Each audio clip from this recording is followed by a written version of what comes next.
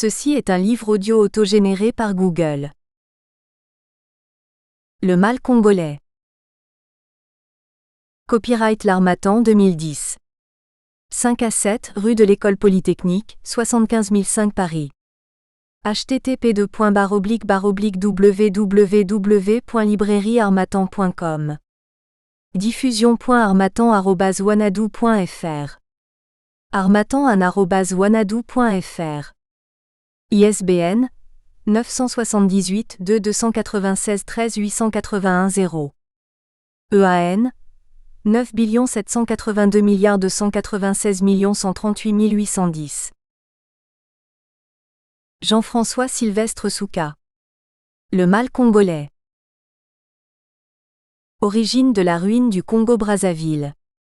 L'Harmattan. Études africaines. Collection dirigée par Denis Prienne et François Manga Akoor. Dernière parution. Michel Cros et Julien Bonda-Dir, Sur la piste du lion. Safaris ethnographiques entre images locales et imaginaire global, 2010. Apollinaire Ntamabyliro, Rwanda. Pour une réconciliation, la miséricorde chrétienne. Une analyse historico-théologique du magistère épiscopal rwandais, 1952 à 1962, 2010. Eliette Peyebiyi. Gérer les déchets ménagers en Afrique. Le Bénin entre local et global, 2010. Zygmunt Elostrovski, Soudan. Conflit autour des richesses, 2010. Clotaire Moukegnisika. Production scientifique et pouvoir politique au Gabon. Esquisse d'une sociologie de la recherche universitaire, 2010. Innocent Biruka, Sagesse rwandaise et culture de la paix, 2010. Mozamet Sekola, Privatiser le secteur public en rez-de-chaussée, 2010. Jean-Pacifique Balaamomokelwa. Les traités internationaux du Saint-Siège avec les États en Afrique, 1885 à 2005, 2010. Kathleen Gyssels et Bénédicte Ledan. Présence africaine en Europe et au-delà, 2010. Joseph Bouzoungoula, Service de base et dynamique sociale au Congo, 2010. Narcisse Dovenon, Le Bénin, quelle solution pour un développement durable, 2010. Françoise Ugeo CHUKWU, Le pays Igbo du Nigeria, 2010. Valérie Garando, La décentralisation au Gabon. Une réforme inachevée, 2010. A. Célestine Mampoumbouu. Norbert Souka. Jean-Christian Tsikakabala. Victime d'une guerre qui ne les concernait en rien. Introduction. Il est 4 heures du matin. Le jour ne s'est pas encore levé que déjà Bertie réveille ses 3 enfants âgés de 12 et 17 ans. Ils ont de la peine à se lever, surtout en cette période de saison sèche où il fait très froid. Mais il va falloir se réveiller si l'on veut trouver un peu d'eau pour la journée. En effet, c'est la corvée de la famille Goma habitant le quartier Batignolles à Brazzaville. Depuis bientôt 3 ans, elle doit se réveiller à des heures indues pour faire des réserves d'eau. Car en journée aucune goutte d'eau ne coule de leur robinet. À Bakongo, chez la famille Mabiala par contre cela fait des lustres que l'eau n'est plus du tout sortie des robinets. Situation invivable, nous confie le chef de famille, c'est très difficile chez nous. Pour avoir de l'eau, il faut parcourir de longues distances, aller dans les quartiers où l'eau coule. Cette eau, nous l'achetons, ce qui pèse énormément sur notre budget, surtout pour nous qui avons des familles nombreuses. En effet, un bidon d'eau de 25 litres est vendu à 50 farad CFA et son transport revient à 100 farad CFA, soit un total de 150 farad CFA. Pour une famille de 7 membres, il faut compter en moyenne 10 bidons par jour, soit 1500 FCFA. Une somme assez élevée comparée aux revenus du Congolais moyen. Alors que 1 mètre cube d'eau de la Société nationale de distribution d'eau, SNDE, coûte 100 FCFA. Cela contraint certaines familles à utiliser l'eau du puits ou celle du fleuve, ce qui n'est pas sans conséquence, explique Marie-Odile, célibataire et mère de 3 enfants. J'ai 5 enfants à ma charge, les miens et ceux de ma sœur. S'il faut acheter de l'eau chaque jour, je ne peux pas m'en sortir, c'est pourquoi nous utilisons l'eau du fleuve ou celle du puits. Mais nous allons de moins en moins nous approvisionner au fleuve, parce que souvent beaucoup d'enfants s'y noient. Les enfants et les femmes sont ainsi les premières victimes de la pénurie d'eau, car c'est à eux que sont imposées généralement les corvées de gestion d'eau dans les ménages. 1. On en est à invoquer la bonté divine pour avoir le droit de boire de l'eau potable dans la capitale de l'or noir. La Journée mondiale de l'eau, célébrée le 22 mars de chaque année, a eu pour thème en 2007 « Faire face à la pénurie d'eau ». Au Congo, il ne s'agit même pas de consacrer des quantités d'eau douce à l'agriculture et à l'industrie qui sont quasi inexistantes. Chez nous, on en est au point zéro, à savoir distribuer de l'eau potable aux populations des grandes villes et à celles des villages qui parcourent des kilomètres pour aller chercher le précieux liquide. Ce point zéro du problème semble être si négligé par les pouvoirs publics que les religieuses de Pointe-Noire ont décidé de s'en remettre à Dieu.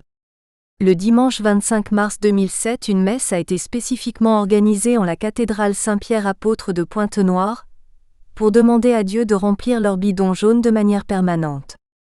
Les religieuses venues nombreuses à cette messe célébrée par Monseigneur Makaya ont commis le péché d'établir un lien entre les revenus pétroliers toujours en hausse et l'eau du robinet toujours en manque, comme l'indique une de leurs banderoles. Ma femme a accouché avant terme, et ce que j'ai enduré pendant ces 3 dernières journées, à l'hôpital de Makelekele puis au centre hospitalier universitaire CHU de Brazzaville où le nouveau-né fut transféré en catastrophe, me dépasse. Nous sommes reçus au service des urgences et sans même demander de quoi il s'agit, la première phrase que j'entends c'est « Allez là-bas, allez payer la consultation, c'est 3500 FRS ». Je cours donc à la caisse, je paie les 3500 FRS. Le nouveau-né est emmené pour un examen, réalisé par un médecin stagiaire. Quelques minutes après, l'ordonnance arrive. Je cours vite à la pharmacie du CHU. Le produit prescrit n'est pas disponible. Je saute alors dans un taxi en expliquant mon problème au chauffeur. Celui-ci roule à grande vitesse à travers les avenues de la capitale. J'arrive enfin à la pharmacie Mavre. Dieu merci, ils ont le produit. Je saute à nouveau dans le même taxi qui m'attendait. Une fois de plus, on roule à tombeau ouvert jusqu'au CHU. Un peu plus tard, ma femme éprouve le besoin d'aller aux toilettes. Je croise un jeune médecin interne. Il m'apprend que les toilettes ou les WC n'existent pas, tout en me suggérant d'aller derrière le bâtiment où il y avait un endroit protégé des regards indiscrets. J'y suis allé. L'endroit était parsemé d'excréments. Je reviens voir mon ami médecin et lui pose la question pourquoi donc cela. Sa réponse : qu'est-ce que tu as déjà vu qui marche dans notre pays ? Je lui demande également pourquoi il n'y a pratiquement pas de médicaments dans la pharmacie du CHU. Il me répond : vas-y comprendre. Je lui fais remarquer qu'il devrait au moins y avoir des médicaments de première nécessité. Il acquiesce et observe qu'il faut être là de garde comme lui, la nuit, pour voir des accidentés, des cas très graves, mais qu'il faut qu'un membre de la famille du malade sorte du CHU pour aller chercher les produits qui peuvent sauver la vie du patient.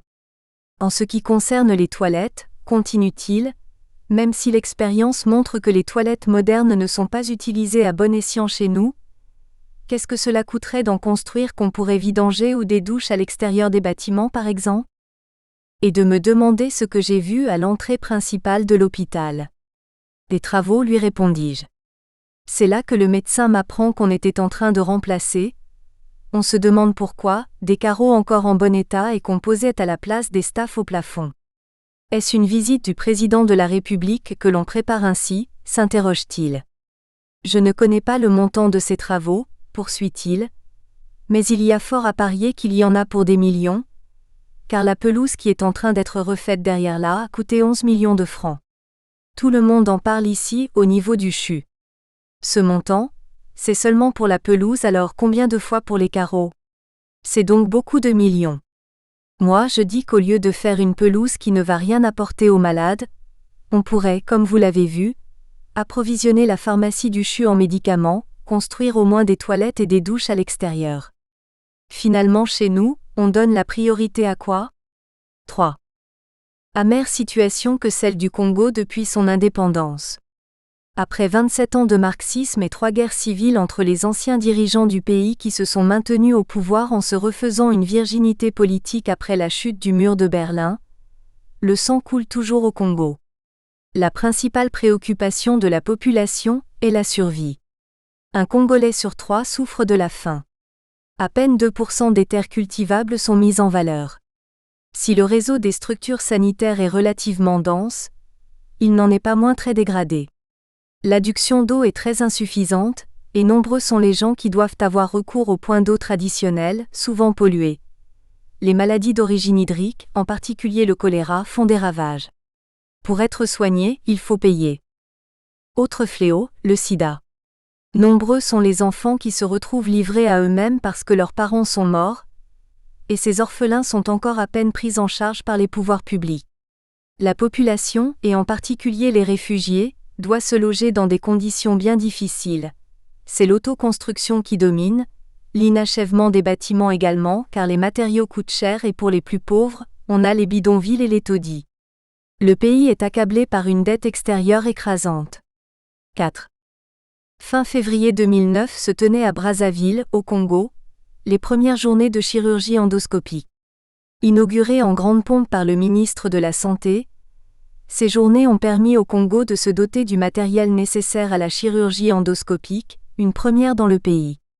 Réception du matériel de pointe, formation des chirurgiens congolais par 3 professeurs venus spécialement de France et opérations retransmises en direct au Palais du Parlement. Sur le papier tout était beau. Ces journées devaient permettre au Congo de rattraper son retard et d'apporter à la population cette chirurgie non intrusive, qui permet de réduire le temps passé à l'hôpital, le risque d'infection et la durée de la convalescence. Les chirurgiens venus de Paris et Bordeaux étaient pleins de bonne volonté, contents de participer à cette première et avides de transmettre leur savoir à leurs collègues congolais. Problème : comment opérer en toute sécurité quand il n'y a ni eau ni électricité dans le bloc du CHU de Brazzaville, l'hôpital de référence du pays ? Que faire, en pleine opération, quand le groupe électrogène censé pallier le manque d'électricité tombe en panne? Comment opérer sans bistouri électrique, élément indispensable de la chirurgie endoscopique, car il n'est pas arrivé à temps? Seule l'expérience et le savoir-faire des chirurgiens venus de France et de Côte d'Ivoire ont permis d'éviter un fiasco. Le Congo-Brazzaville s'est doté d'un matériel de pointe et il faut s'en féliciter.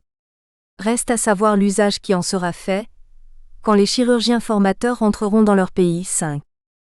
Une fois les lampions des festivités du cinquantenaire de l'indépendance éteints, le peuple congolais broie à nouveau du noir comme avant. Rien n'a changé pour lui. Il retrouve ses délestages dans la fourniture de l'électricité, sa course quotidienne à l'eau potable, bidon jaune dans les pousse-pousse ou à la main. Et les promesses de jours meilleurs. Bref, la survie dans laquelle il consacre toute son énergie quotidienne pour essayer de se nourrir continue. 6. Ces extraits d'articles piochés sur la toile donnent une idée du drame que vivent les Congolais. Le pays est tombé si bas que l'eau et l'électricité, essentielles dans le monde d'aujourd'hui, sont bizarrement inaccessibles. Quel que soit l'angle sous lequel on se place, la régression est telle qu'on cherche en vain le moindre motif de satisfaction. Comment un pays de moins de 4 millions d'habitants répartis sur un territoire de 342 000 km², baigné par le second fleuve du monde par son débit, bénéficiant de surcroît d'un sol et d'un climat propice à l'agriculture, peut-il éprouver tant de difficultés pour nourrir sa population ? Comment se fait-il que la fourniture en eau et en électricité ne soit garantie nulle part, pas même à Brazzaville la capitale et à Pointe-Noire, deuxième ville et poumon économique du pays ? Pourquoi se traîne-t-il en queue de peloton en Afrique malgré les substantiels revenus qu'il tire de son pétrole et de son bois ?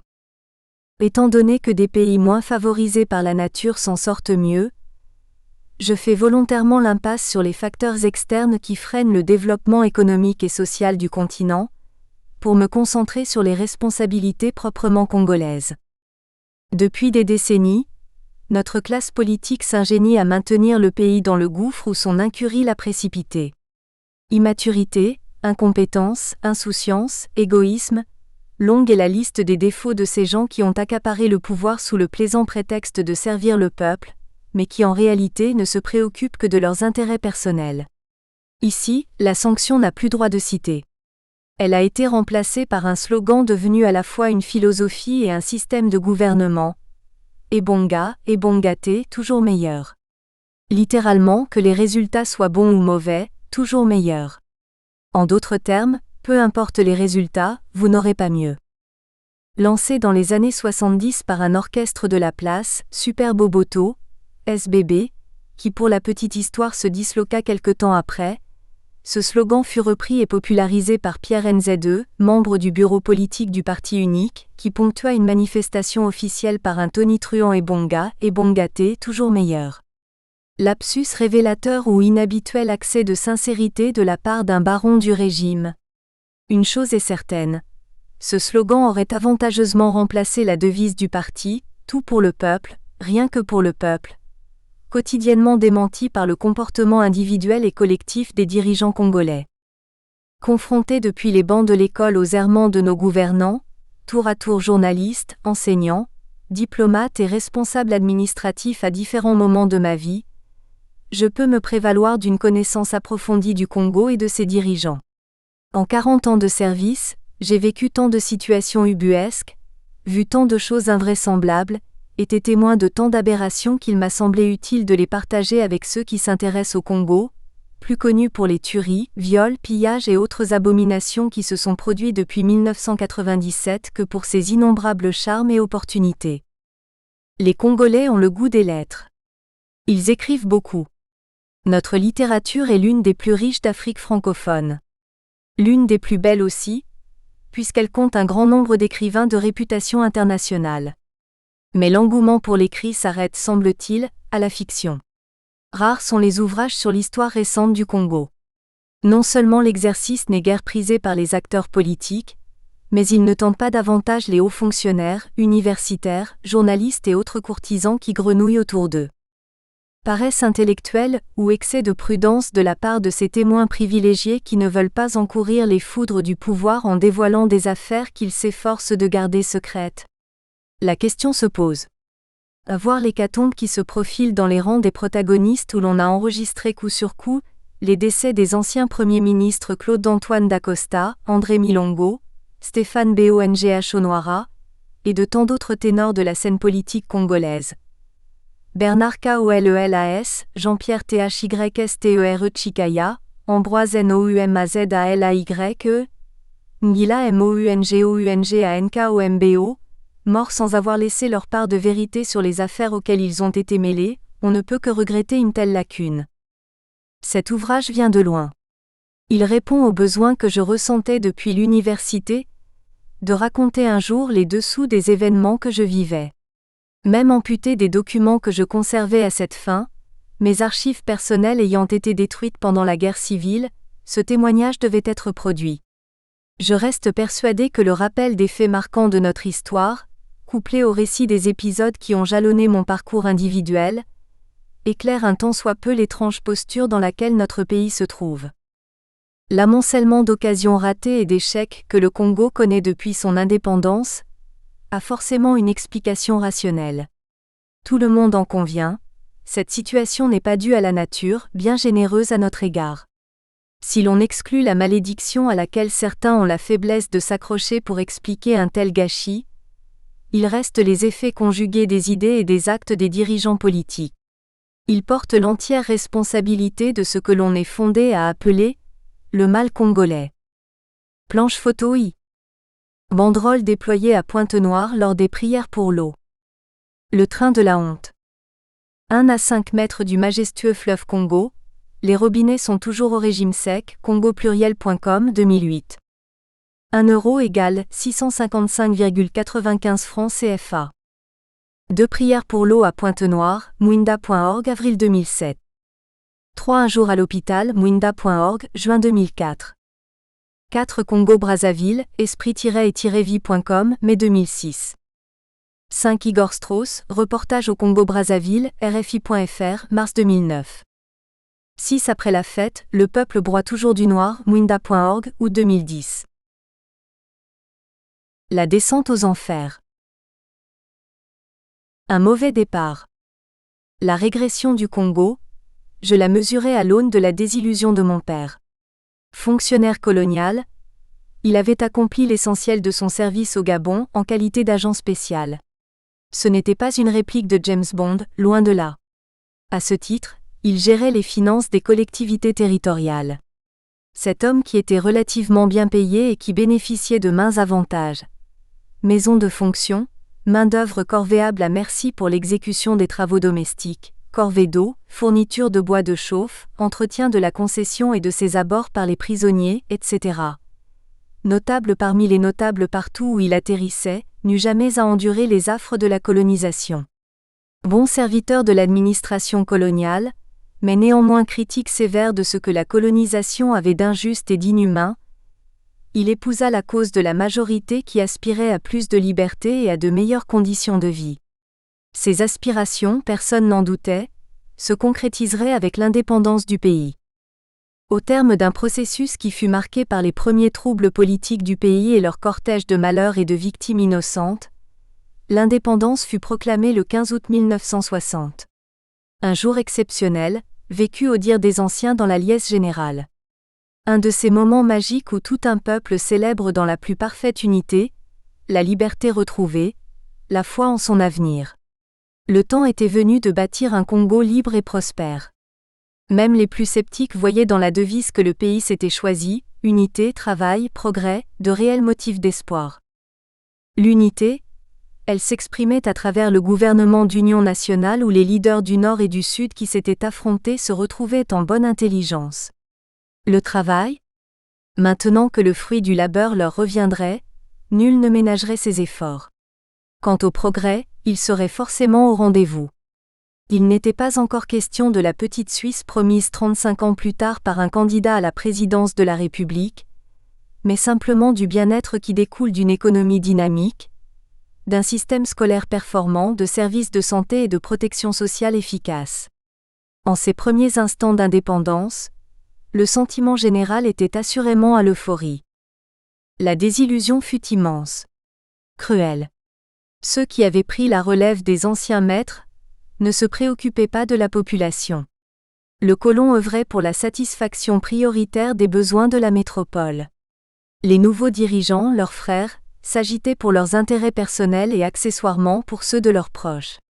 Des relents de nostalgie effleuraient certains esprits. Au moins y avait-il sous l'administration coloniale des campagnes de vaccination, de démoustication, des dispensaires bien tenus assurant la gratuité des soins, la distribution gratuite des fournitures scolaires aux élèves, toutes choses qui avaient été abandonnées par les nouveaux dirigeants. Pour la plupart des Congolais dont l'horizon se limitait dans le meilleur des cas aux frontières nationales, qui ne percevaient la complexité de l'économie qu'à travers ses ratés, chômage, stagnation des salaires, inflation, baisse du pouvoir d'achat, et qui n'avaient pas une juste mesure de l'implication de l'économie congolaise dans un système qui la rendait tributaire de la conjoncture internationale, la déception était immense. Depuis l'indépendance, ils étaient gavés de beaux discours et de rien d'autre. À bout de patience, ils avaient fini par assimiler la politique au mensonge et par extension, les hommes politiques, ces fiefés menteurs, aux parasites qui s'engraissaient aux dépens du peuple. Mon père, homme de principe viscéralement attaché aux valeurs de travail, d'honnêteté, de générosité et de modestie, ne comprenait pas que les gouvernants se conduisent de façon aussi blâmable. Non seulement ils étaient incompétents, fainéants, tribalistes, coureurs de jupons et dépensiers, mais suprême tare à ses yeux de gestionnaires rigoureux n'ayant enregistré aucun manquant en 36 ans de manipulation ininterrompue de l'argent public, ils puisaient dans la caisse. Avec de tels chefs, le progrès ne serait jamais au rendez-vous. À considérer les atouts dont le pays disposait à travers l'héritage colonial, la régression était frappante. Ce que mon père pressentait intuitivement en tant que profane, fut formellement établi par le géographe Alain Auger dans une étude sur les problèmes de développement du Congo. À la veille de l'indépendance, le Congo était des 4 anciens territoires de l'Afrique équatoriale française, le mieux équipé, le plus urbanisé, le plus scolarisé et celui qui connaissait un début d'industrialisation. Il devait cette situation à la place qu'il occupait au sein de la Fédération coloniale, 7. Un autre héritage de la colonisation avait été sérieusement mis à mal. L'unité nationale, pour autant qu'on puisse conférer cette vertu à la coexistence pacifique des différentes ethnies du Congo sous la férule de l'administration coloniale. Dès les premières élections à l'Assemblée du territoire qui devait désigner le chef du premier gouvernement congolais et rédiger la constitution de la Première République, les manœuvres politiciennes des trois partis à forte dominante ethnique qui luttaient pour le pouvoir débouchèrent sur des troubles graves.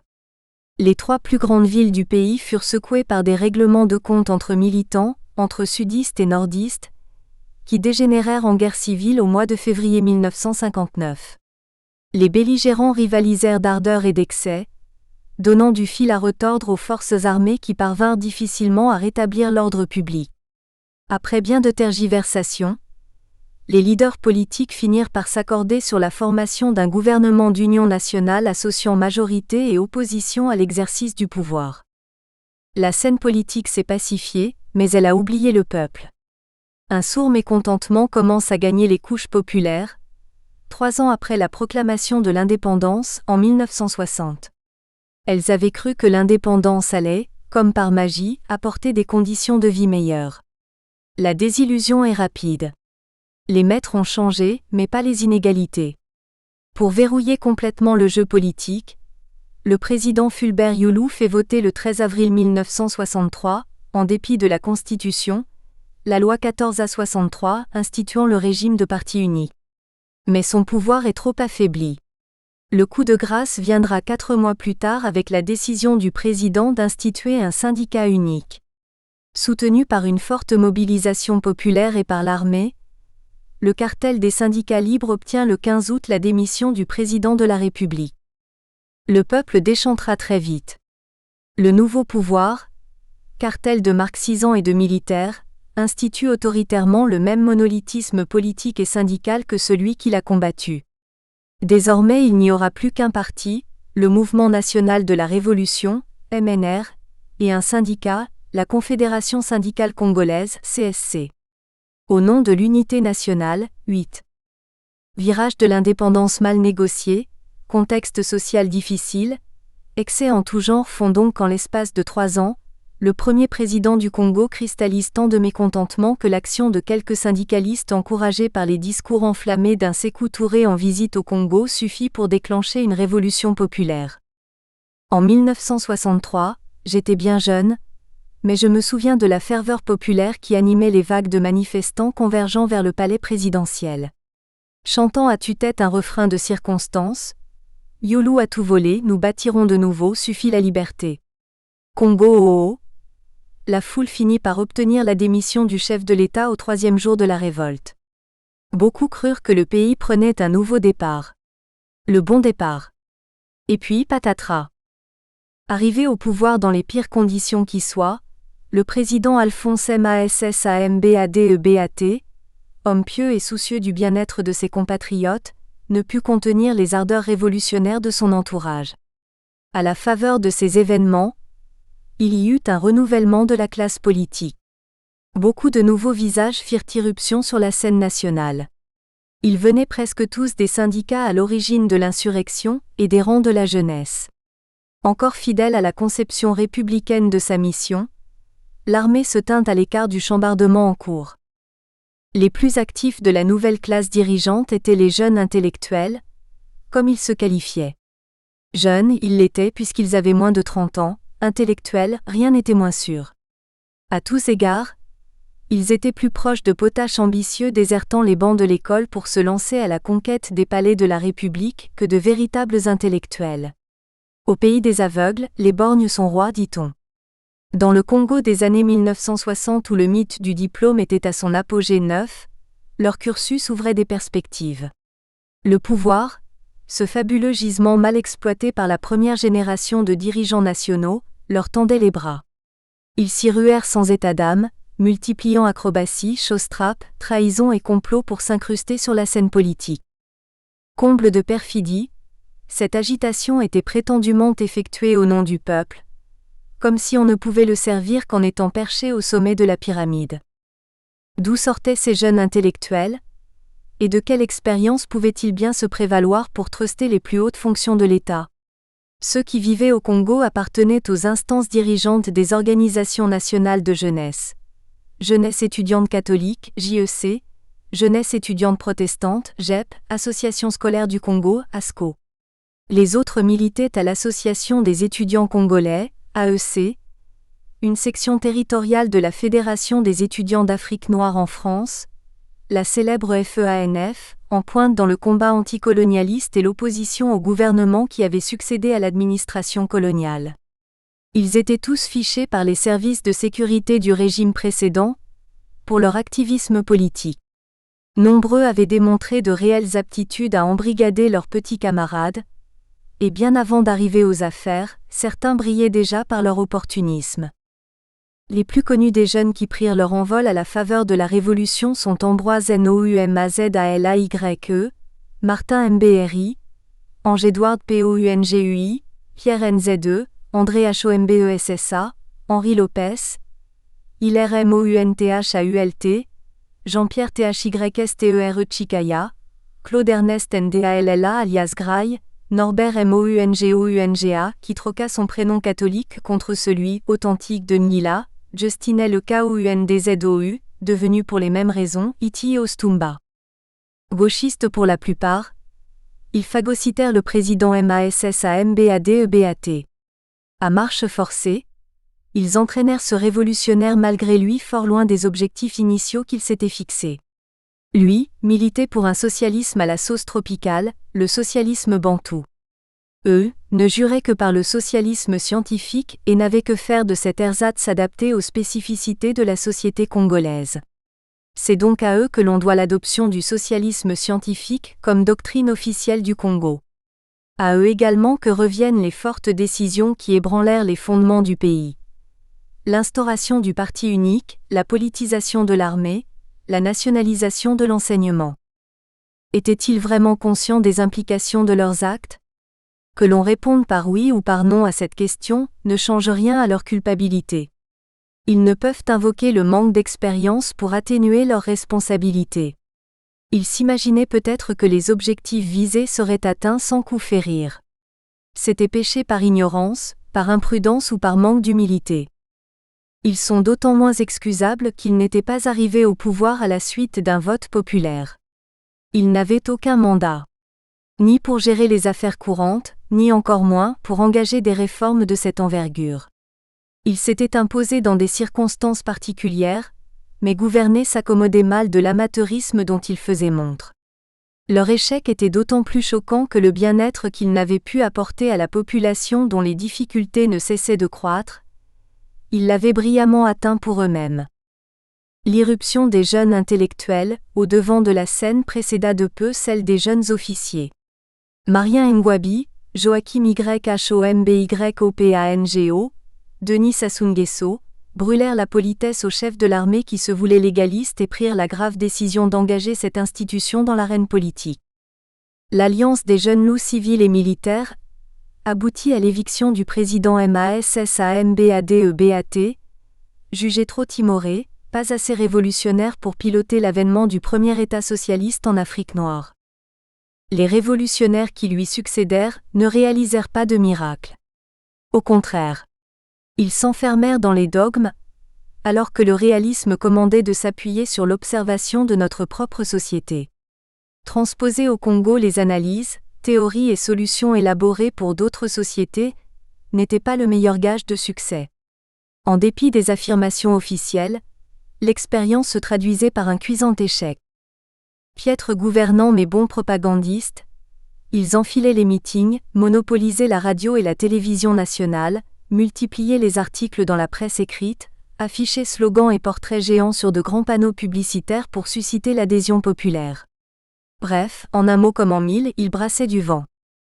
Plus la satisfaction des besoins vitaux des masses populaires tardait à se concrétiser, plus la propagande était cynique. Vivre durement aujourd'hui, pour vivre mieux demain. Version congolaise du romanesque Vivre d'amour et d'eau fraîche, ce slogan ne valait que pour le peuple.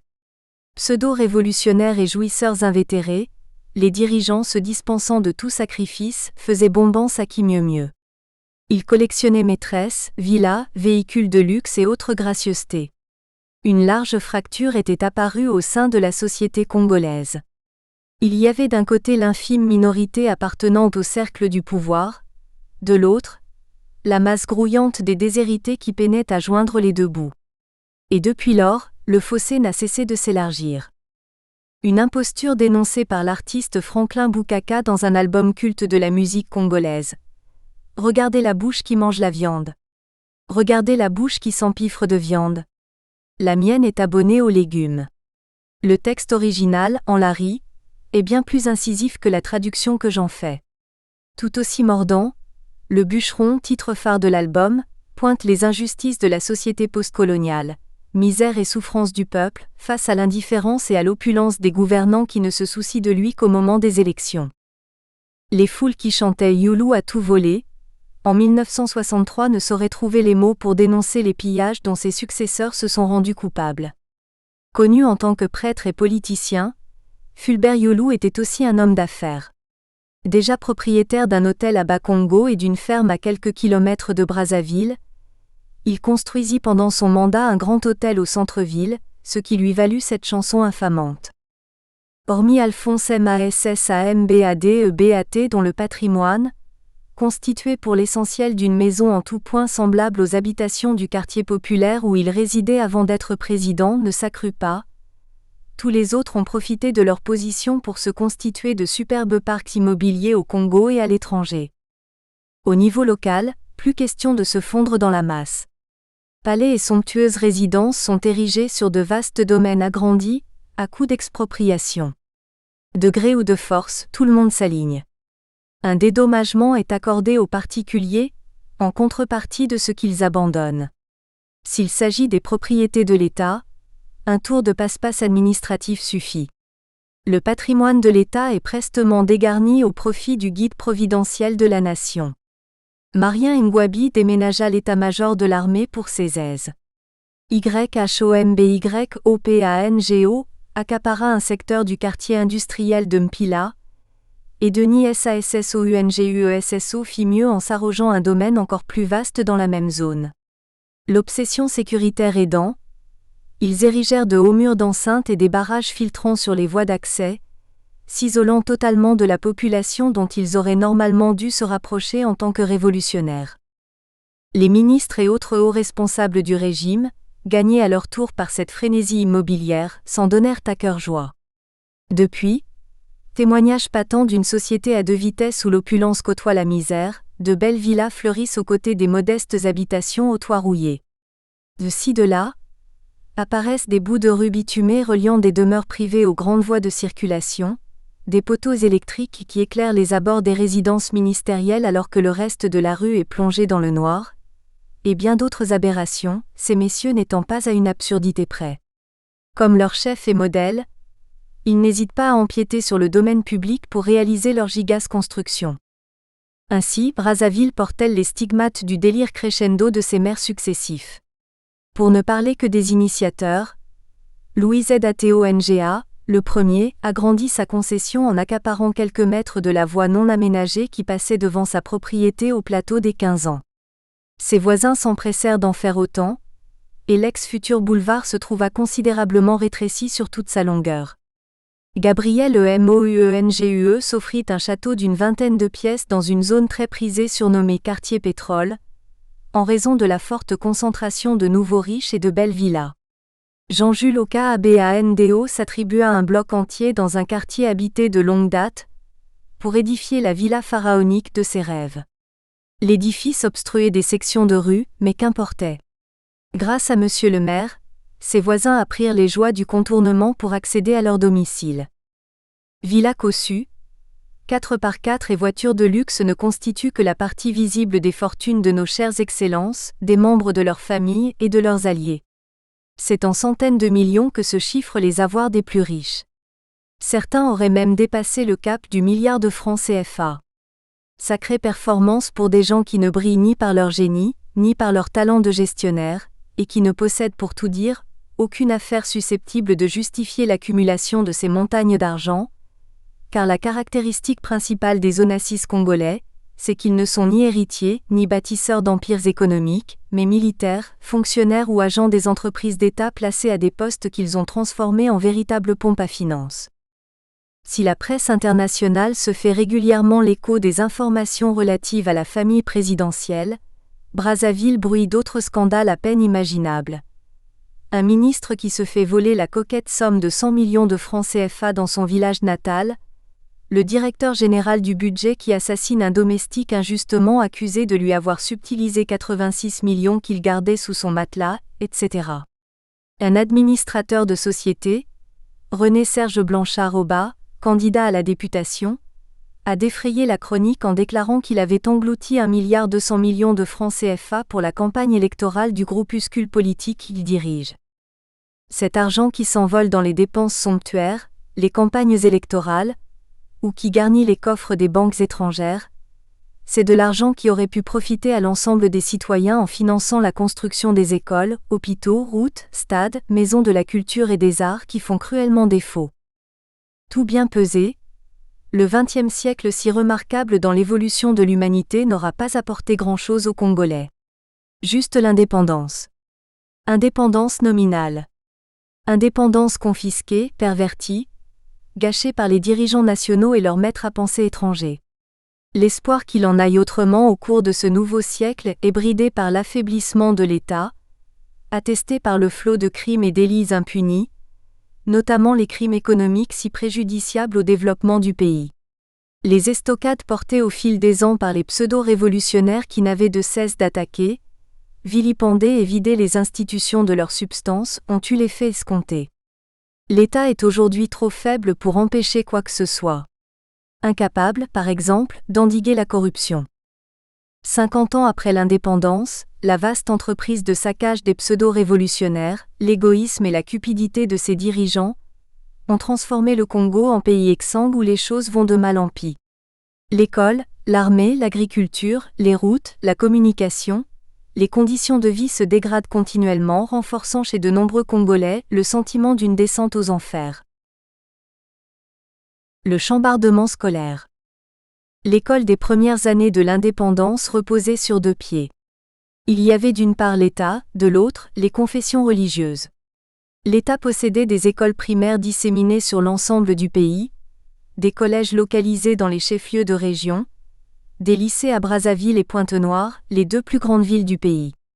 En dehors des structures de formation à la fonction religieuse, les églises catholiques et protestantes avaient un grand nombre d'établissements d'enseignement général et professionnel. Secteur public et secteur privé dispensaient un enseignement de qualité. Sans être richement dotés en matériel pédagogique, les établissements offraient de bonnes conditions d'études aux élèves, un encadrement efficient, un suivi régulier et à travers une saine émulation, l'incitation à s'élever par l'effort. Maîtres et professeurs étaient sélectionnés à partir de critères rigoureux, à commencer par l'indispensable vocation d'enseigner. Ils n'entraient en fonction qu'après des années de formation dans des écoles spécialisées. Enseignants professionnels, ils avaient des conditions de travail relativement satisfaisantes, la garantie d'une bonne rémunération et la considération du reste de la société. Un dispositif simple et performant permettait une liaison permanente entre l'école et les parents d'élèves. Carnet de correspondance, carnet de notes, bulletin de notes adressés par voie postale, bref. Ce n'était peut-être pas une école de rêve, mais tout concourait à faciliter son fonctionnement et à garantir de bons résultats en retour. Vint ensuite la Révolution, avec ses idéologues et son cortège de réformes. L'école était une cible toute désignée parce qu'elle dérangeait. Elle ne dérangeait pas en tant que centre d'acquisition des savoirs, mais en raison du rôle moteur qu'elle jouait dans la formation des esprits. Pour ces gens qui voulaient imposer leur doctrine, l'école était un obstacle. Ils invoquèrent un besoin de rupture avec l'héritage colonial, et l'entreprise de démolition démarra avec la nationalisation de l'enseignement en 1965. Le système scolaire fut amputé de son pied confessionnel avec une brutalité inouïe. De hauts dirigeants s'illustrèrent sur le terrain. Ainsi, Martin Mbri, responsable de la jeunesse du Mouvement national de la Révolution, JMNR, dont le nom reste attaché à cette nationalisation, se montra-t-il particulièrement déterminé. À la tête d'un groupe de manifestants, il marcha sur le lycée Chaminade, fleuron de l'enseignement catholique, dont il supervisa la mise à sac. Le même traitement se répéta ailleurs. L'école n'avait plus qu'un pied, et pour son malheur, les réformes accompagnant la nationalisation produisaient des effets secondaires terriblement dévastateurs. Outre le désengagement forcé des églises, dépouillées au passage de leurs biens à l'exception des lieux de culte, Il y eut entre autres conséquences le départ massif des coopérants étrangers, en grande majorité de nationalité française, et la mise à l'index de nombreux enseignants congolais dont on fustigeait les penchants contre-révolutionnaires. Il suffit de quelques mois pour détraquer le système. Gâtés sous Youlou, les enseignants vécurent mal de passer du statut de privilégié à celui de bouc émissaire du nouveau régime. La situation était d'autant moins supportable que les conditions de travail ne cessaient d'empirer. Parmi les changements qu'il leur fallait endurer, il y avait le rôle envahissant de la JMNR, organisation unique de la jeunesse bâtie sur les cendres des associations confessionnelles et laïques d'avant la Révolution. Envahissant, parce que la direction politique l'avait imposé dans tous les organes de décision du système scolaire. Ses représentants siégeaient partout, se mêlant de donner leur avis sur tout et n'importe quoi, y compris sur les questions pédagogiques où leur méconnaissance du sujet était flagrante. De toutes les organisations de masse du parti unique, la JMNR qui devint par la suite Union de la jeunesse socialiste congolaise, UJSC, était la plus active. Elle était constamment à la pointe du terrain politique et social, et se considérait comme le fer de lance de la révolution. Cela lui laissait le champ libre pour inoculer son venin en toute impunité. Elle se surpassa dans le secteur de l'éducation, en apprenant à l'élève à se rebeller contre le maître et l'institution scolaire. Tandis que le corps enseignant et l'administration scolaire se faisaient... Nous espérons que vous avez apprécié cet aperçu. Pour continuer à écouter ce livre audio sur Google Play Livres, utilisez le lien dans la description de la vidéo.